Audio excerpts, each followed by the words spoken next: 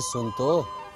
मुझे क्या सुनाना चाहते हो? जो सुनाओ मेरी सौतन को। किसको? अरे वही तुम्हारा मोबाइल फोन जिससे सुबह शाम दिन रात चिपके रहते थे और कहते थे किसान कॉल सेंटर से बातें हो रही हैं। अच्छा ये बात है। हाँ क्यों, क्या हुआ? अब बात नहीं होती क्या? अब तो झट से बात हो जाती है। ऐसा क्या? हाँ, अब तो ज्यादा लाइनें और खास तकनीक के कारण खेती के माहिरों से तुरंत बात हो जाती है। और अगर कभी लाइन व्यस्त हो तो अपनी समस्या फोन पर रिकॉर्ड करा दो, वहाँ से फोन आ जाता है और समस्या की हल का मैसेज भी आ जाता है। ये देखो आ गया। अरे वाह, इसका मतलब इंतजार की घड़ी अब खत्म। हाँ। तभी मैं सोचूं कि आजकल मुझ पर इतना प्यार क्यों आ रहा है। कृषि संबंधी समस्याओं का अपनी भाषा में तुरंत हल पाने के लिए पूरे भारत में किसी भी फोन से हेल्पलाइन नंबर पर संपर्क करें। किसानों का दोस्त किसान कॉल सेंटर।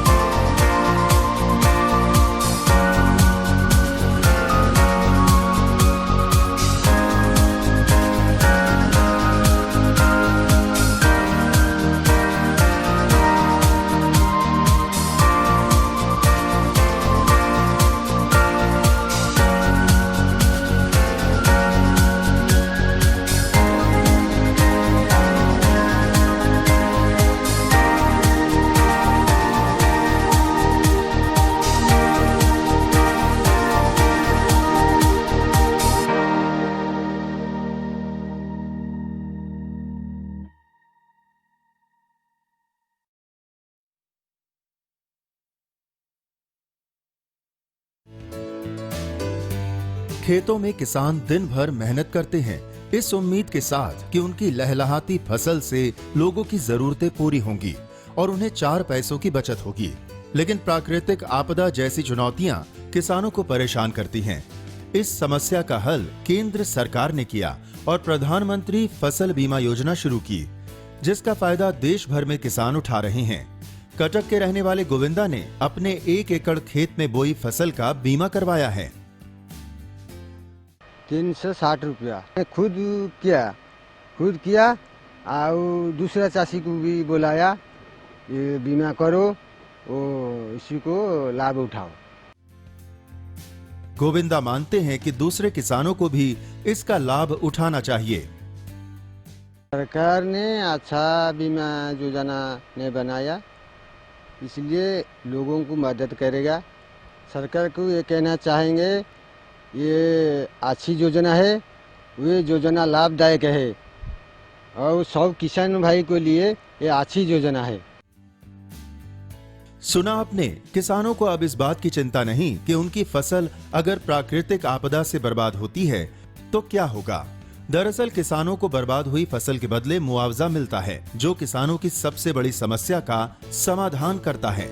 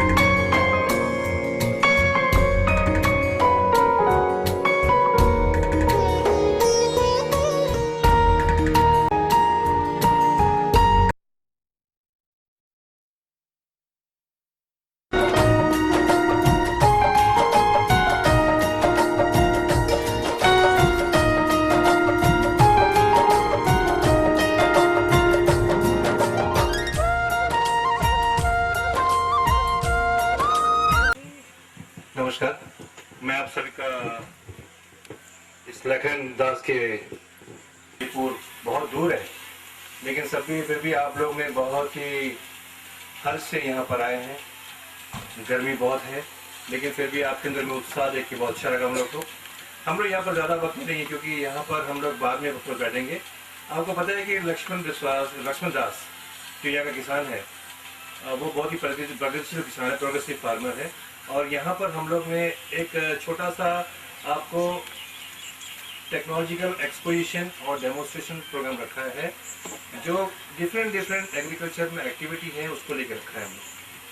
तो हम लोग आपको इस जैसे कि हमारे मैडम ने कहा था, आपको हम ये पूरा जो माहौल इनका है, सारा सिस्टम को हम लोग दिखाएंगे आपको, जो वो ऑर्गेनिकली करते हैं, कार्बनिक चीज़ों से करते हैं, उनको दिखाएंगे। मैं, मेरे colleague doctor Shailesh, doctor Meena और केवीके के पूरा ग्रुप आ रहे हैं, और सर डॉक्टर ए के सिंह भी हैं साथ में, काफ़ी लोग आ रहे हैं।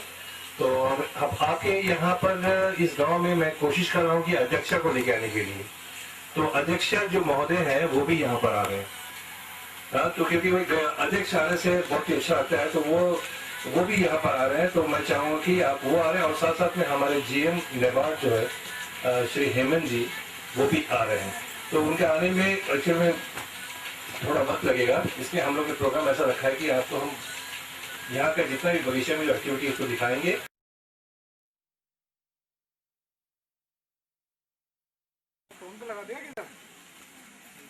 उधर लगाना है, ड्रोन वाला में सबसे लास्ट में। वो लगाया तो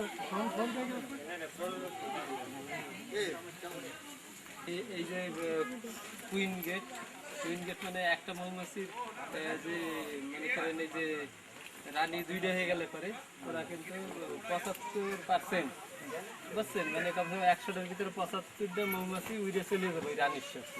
ওর জন্য রানী হয়ে গেলে পরে রানীরে ঠেকানোর জন্য পরে আমি অন্য বাক্সতে এর মধ্যে আছে অনেকে কুইন গেট দিয়ে দিই, তারপরে আমরা ডিভাইড করি সেটা, ঠিক আছে।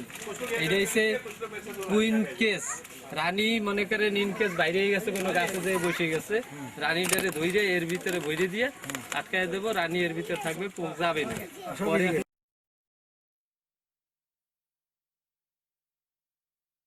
मतलब 15 पर मीटर स्क्वायर 2 मच्छी हम लोग। कौन कौन सा मच्छी आराम का स्टोरी आपको बताना चाहूँगा कि इसमें हम लोग लगभग छोड़े थे 200 मच्छी, समझ रहे हैं। हम लोग थोड़ा सा इस बार कम लिए, 200 मच्छी हम इतना एरिया में। और एक तालाब के लिए अगर आपके लिए इतना बड़ा 2 तालाब रहेगा ना, तो हम लोग 400 मच्छी बड़े साइज का इसमें हम निकाल सकते हैं, समझ रहे हैं। तो उसमें हम लोग क्या किए, कुछ नहीं ज़्यादा किए, ज़्यादा खाना भी नहीं दिए, खाली मछली को हम लोग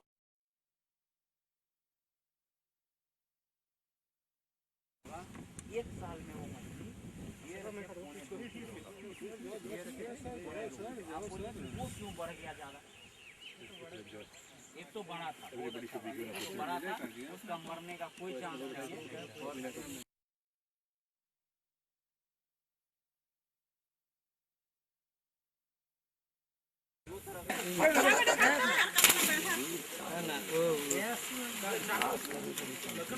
है। চাকুটা নিয়ে তো ভালো উঠবে, এটাই দিয়ে উঠবে, এটাতে উঠে যাবে তো, চাকুটা আনলে এটাতে উঠবে তো, উঠবে, এখনো আছে উঠবে। আমরা সেদিন তুললাম মজুদার ওখানে, এই এগ্রিকালচার থেকে প্রোগ্রাম ছিল না, চাকুতে আমরা তুলে দিচ্ছি তো, এর মোটা, এর থেকে মোটা তো না।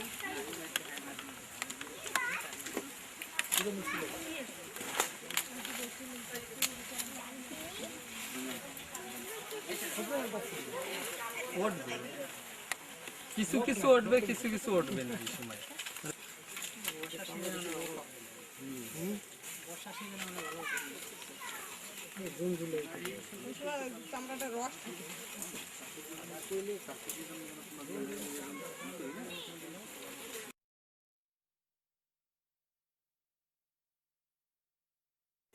सीनियर साइंटिस्ट हेड हमारे किसान भाई, आप सबको मेरा नमस्कार। देखिए, हम दाल जो है सामान्य तौर पर आपके इस अंडमान निकोबार आइलैंड में 2-3 दालें हैं जिसकी हम खेती करते हैं। एक तो उड़द दाल है, जिसको आप तेल कलाई बोलते हो, एक हरी वाली दाल है जिसको आप मूंग बोलते हो। तो बाकी चीज़ों पर हम बताएंगे कि इनके खेती से क्या फ़ायदे हैं जब हम लोगों का प्रोग्राम शुरू होगा। आज कल से जब हम लोग चले तो हम लोग रास्ते में देखते आए, और आज भी हम हाथी लेवल से अभी तक कम से कम 20 फार्मर्स के फील्ड का विजिट कर चुके हैं, उनसे हम बात करेंगे। तो इस साल जो इस द्वीप में, मतलब ये आपके नॉर्थ अंडमान, मिडिल अंडमान में जहाँ दाल की ज़्यादा खेती, मोज़ेक वायरस, सामान्य तौर पर इस द्वीप समूह में येलो मोज़ेक वायरस बहुत कम फैल गया है। तो कल से आज तक जो हमने एक रैंडम फिल का, ये नहीं कि हम इनको जानते हैं कि क्या पहुँच गया, ऐसा नहीं है। मैं रोड पर निकला, जो अभी टेम्परेचर का और मॉइस्चर का,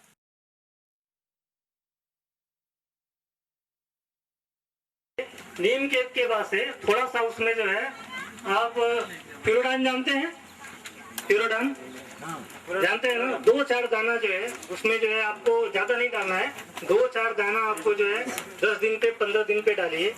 और उसके बाद से जो है इस जो है टेट्रासाइक्लिन को टेट्रासाइक्लिन को 1 ग्राम को जो है 5 लीटर पानी में डाल के आपको जो है हर 15 दिन पे स्प्रे करना है। उसके साथ जो है आपको जो है इमिडाक्लोरोपिड का नाम सुना है, देख लीजिए, काफी मिला है आप लोगों को, फोल्डर मिला होगा सभी को। उसमें इमिडाक्लोरोपिड को जो है आपको 2 ml पर लीटर के दर से आपको स्प्रे करना है। उसके बाद से फिर 15 दिन बाद से नीम ऑयल को 10 से 15 ml पर लीटर के पानी में डाल के आपको नीम ऑयल छिड़काव करना है। इसको आप जो है 2-3 बार रोटेशन में अगर 3 बार छिड़काव करते हैं, एक बार जो है आप टेट्रासाइक्लिन का, फिर नीम ऑयल का, फिर आपका इमिडाक्लोरोपिड को, फिर एक बार टेट्रासाइक्लिन, तो ये आपको कम से कम 1.5-2 महीना ले जाएगा। 1.5-2 महीना में आपका क्रॉप जो है अच्छा खासा बच जाएगा और जो है आप लोग